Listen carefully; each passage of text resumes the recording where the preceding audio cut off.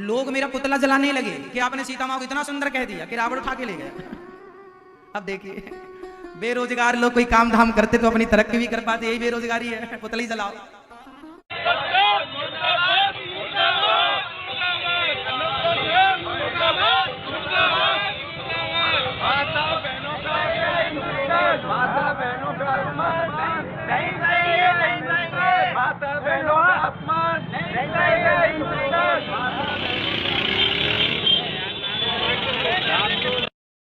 दोस्तों, आज महाराज जी के साथ दिल दहला देने वाली घटना हुई है, जिसे सुनकर आपके होश उड़ जाएंगे। और ये देख सकते हैं, वृंदावन के चौराहों पे महाराज जी के खिलाफ कुछ मूर्ख महाराज जी का पुतला जला रहे हैं। जी हाँ दोस्तों, पुतला जलाकर उनका अपमान कर रहे हैं।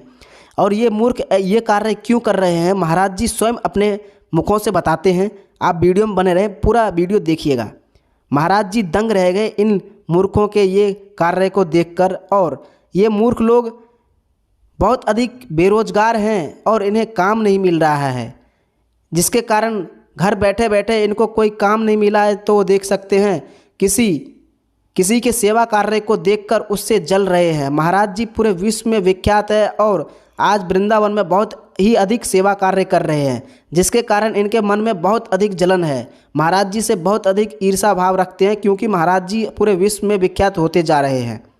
दोस्तों, महाराज जी से इतना अधिक जलते हैं कि देख सकते हैं महाराज जी का पुतला बड़ी सड़कों पर जला रहे हैं। दोस्तों, मैं आपको बता दूं कि लगभग 2 दिन पहले विश्व के विख्यात कवि श्री कुमार विश्वास ने महाराज जी का एक 25 सेकेंड का वीडियो उठाकर उन्होंने अपने ट्विटर अकाउंट पर डाल दिया। और उन्होंने कहा कि उस 25 सेकेंड के वीडियो में महाराज जी कहते हैं कि स्त्रियों का ज़्यादा सुंदर होना सही नहीं है, ये एक अवगुण है। माता सीता बहुत अधिक सुंदर थी, इसलिए उसे रावण उठाकर ले गया। ये बात महाराज जी ने कहा है उस 25 सेकेंड के वीडियो में, जिसके कारण ये मूर्ख लोग देख सकते हैं महाराज जी का पुतला जलाकर उनका अपमान कर रहे हैं। दोस्तों, इन मूर्खों का केवल इतना ही है कि वो 25 सेकेंड के वीडियो देखकर ये कार्य कर रहे हैं। इनसे बड़ा मूर्ख कोई नहीं है जो कि देश को आज शर्मसार करने की कोशिश कर रहे हैं। दोस्तों, महाराज जी ने उस कवि को भी बहुत बड़ा मुंह तोड़ जवाब दिया है। इस वीडियो में बने रहें।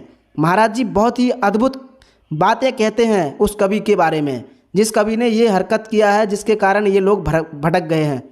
दोस्तों, उस कवि ने महाराज जी का पूरा वीडियो नहीं सुना, और सुना भी होगा तो वो अपनी पॉपुलैरिटी के कारण महाराज जी के साथ साथ पॉपुलर होना चाहते हैं। इस वजह से उन्होंने अपना ये कार्य किया और ये अपने आप को शर्मसार कर देने वाली ये कार्य किया है। तो चलिए महाराज जी इन मूर्खों को क्या कहते हैं पूरा देखते हैं, और महाराज जी के वाणी से पूरा घटनाक्रम के बारे में सुनते हैं। लोग मेरा पुतला जलाने लगे कि आपने सीता माँ को इतना सुंदर कह दिया कि रावण उठा के ले गया। अब देखिए, बेरोजगार लोग कोई काम धाम करते तो अपनी तरक्की भी कर पाते, यही बेरोजगारी है, पुतला ही जलाओ और बिना बात की बातों का। अब देखो, हमारे देश में बेरोजगारी ज्यादा है, काम धाम कुछ है नहीं, है ना। अभी मास है, कभी भी मुझे लगता है कभी बिल्कुल फ्री चल रहे हैं, कोई रोजगार नहीं है, इसलिए सब उल्टी सीधी बातें। अब आदमी अनिरुद्धाचार्य को इसलिए टारगेट करता है क्योंकि वो अपनी पॉपुलैरिटी चाहते हैं, वो अपना नाम चाहते हैं, इसलिए टारगेट।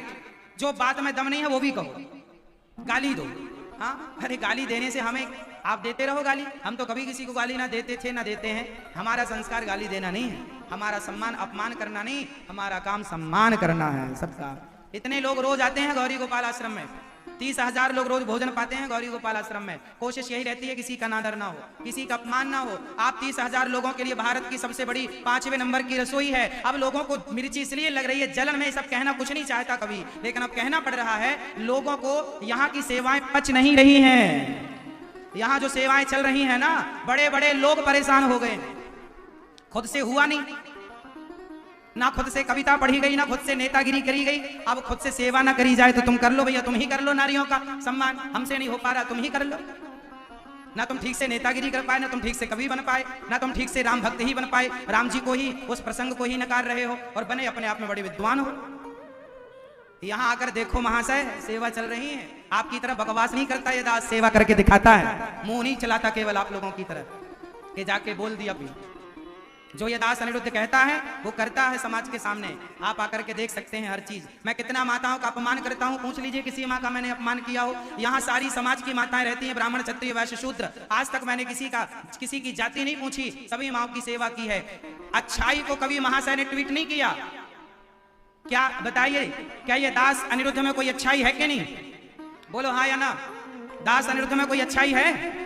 यदि अच्छाई, चलो एक भी अच्छाई होगी, चलो मुझ में 1 लाख बुराई है, माना कि कभी महाशय के अनुसार मेरे में 1 लाख बुराइयां हैं, तो शायद कोई अच्छाई भी होगी। तो महाशय वो अच्छाई भी कभी बता दिए होते कि ये अच्छाई भी है भाई इनमें। आदमी अच्छा नहीं देखता।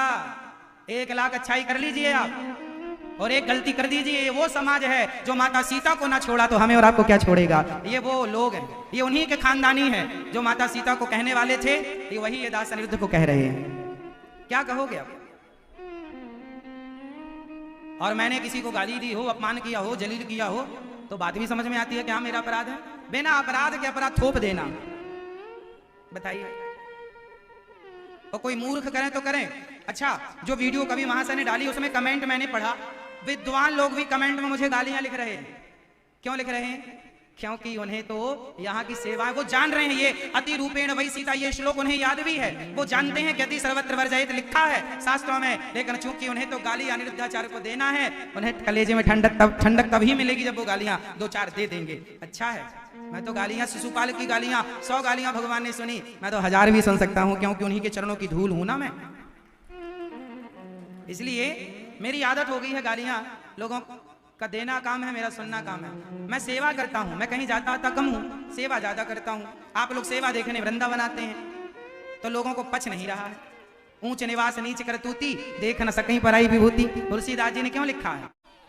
गलती यदि मैंने किसी व्यक्ति विशेष का अपमान किया होता, किसी का नाम लेके गालियां दी होती, तो बात समझ में भी आती है कि मैंने मर्यादा का उल्लंघन कर दिया। अब मैं कथा सुना रहा हूं कि भाई अति सुंदर थी माता सीता इसलिए रावण हरण करता है, अति सुंदर थी माता द्रौपदी इसलिए उनका चीर हरण होता है। बताइए जी, क्या ये बात गलत है? क्या माता द्रौपदी और माता सीता अति सुंदर नहीं थी?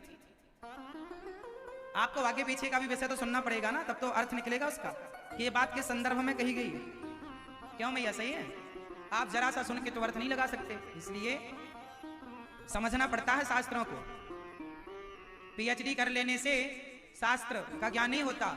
शास्त्रों का ज्ञान तब होता है जब गुरु चरणों में बैठ करके शास्त्रों को समझा जाए, पढ़ा जाए, सीखा जाए, तब। आप तो सारी जिंदगी में एक पीएचडी करते हैं मेरी माँ, हमें तो हर बात में पीएचडी करनी पड़ती है। हर बात में पीएचडी, रोज पीएचडी करनी पड़ती है। संभाल के बोलना पड़ता है कि कहीं ये बात किसी को बुरी ना लग जाए। भारत में इतने लोग हैं, इतने धर्म के लोग हैं, सब लोग सुनते हैं कथा, है ना? फिर भी मैं अपने सनातन धर्म में कोई जो मुझे उचित लगता है, सनातन धर्म के लिए जो बोलना है वो मैं बोलता हूं। हमारा धर्म सबसे श्रेष्ठ था, सबसे श्रेष्ठ है, सबसे श्रेष्ठ रहेगा। और हमारे धर्म में जो बातें लिखी गई हैं वो शास्त्रोक्त है। मैंने जितनी बातें आज तक कही हैं, एक भी बात आप प्रमाणित नहीं। विद्वानों के द्वारा मुझे डांट दिया जाए अलग विषय है, लेकिन मैंने हर बात का सबूत दिया है समाज को कि जो मैंने कहा उसका ये सबूत लीजिए। अभी कुछ दिन पहले राधा नाम पर विवाद छिड़ गया था, तो स्वामी श्री कृपात्री जी ने जो बात मैंने कही उसका समर्थन कृपात्री जी कर रहे हैं। अब बताइए, जब स्वामी कृपात्री जी जो धर्म धुरंधर हैं, उनकी बात कौन काट सकता है? अब कोई को ज्ञान ना हो, आप शास्त्र ना पढ़ें, आप शास्त्र ना समझें, तो उसका ठेका हमने थोड़ी लिया। आपको शास्त्रों का ज्ञान नहीं है। हम कहते हैं कि यहाँ पर राधा शब्द है, यहाँ राधा जी हैं, इस श्लोक के अर्थ में राधा जी हैं, हमने कहा, तो कृपात्री जी ने भी सिद्ध किया कि हैं। अब आप कहते हैं नहीं है, तो अब नहीं है तो आप मानते रहिए नहीं है, मैं मानता रहूंगा कि है। क्या दिक्कत है? आप अपनी मान्यता मानिए, हम अपनी मान्यता मानेंगे, स्वतंत्र हैं, है ना?